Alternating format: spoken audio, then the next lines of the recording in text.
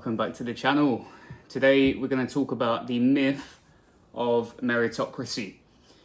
So meritocracy sounds nice on paper, and what it means is that essentially if you work hard, if you're talented, then you will be rewarded, right? Hard work is rewarded with good pay, with security, with progress, socially, and at your jobs, on pay scales, etc., etc. So if you work hard, essentially, in a meritocratic society, that would be rewarded. And if you were talented and you contribute a lot, then that contribution will be rewarded with pay, with status, etc. So I want to talk today about meritocracy and why it really is a myth. So it sounds nice on paper, right? Most people as human beings, we like to think that, there's some sense of fairness in the world. And meritocracy, it allows us to believe that there is fairness in the world, right? That if we think, okay, if we work hard, we're going to get rewarded.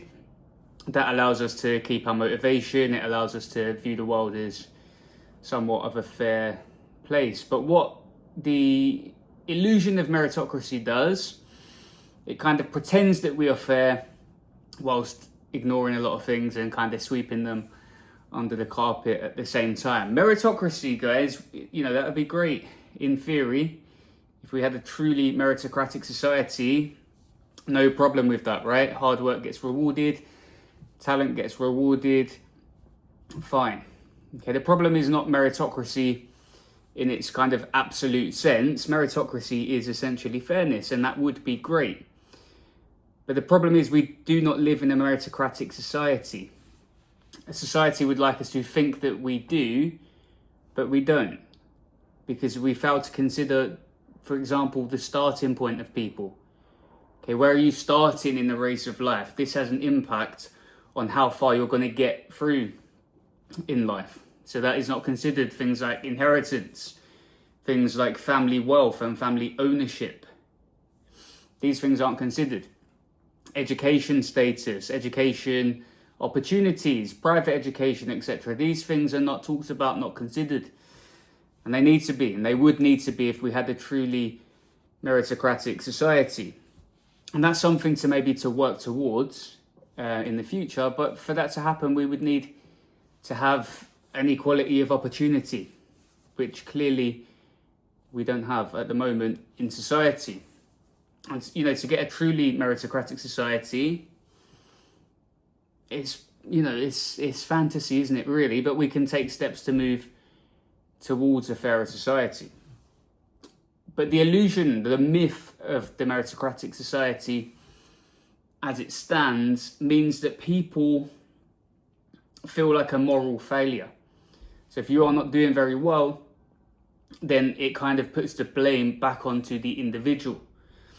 And again, this is what neoliberalism has done consistently since the 1970s, is really to remove the sense of collectivism in society and to really atomize society, the atomization of the individual, making people feel like everything is their responsibility. And then you're told, okay, society is a meritocracy. So if you work hard, if you do well, if you're talented, if you're intelligent, you'll be rewarded with X, Y, and Z. So then by contrast, if you find that maybe you can't afford a family, can't afford a house, can't afford a car, can't get a good job, you feel like it's your fault. So the myth of meritocracy absolves the system of any responsibility. And it puts that responsibility all on the individual. And if we believe in that we have a meritocracy, we don't even need to look at the system, because we can say, okay, everything's fair, everything is how it should be. If that person's poor, it's their own fault.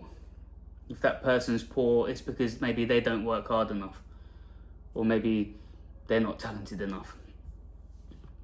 Well, we don't know where they started from. We don't know their circumstances.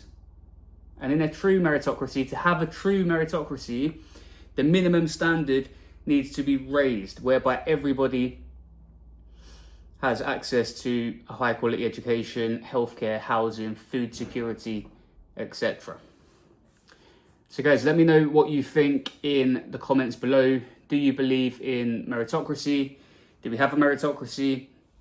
Let me know in the comments below, and I'll see you in the next one. Bye-bye.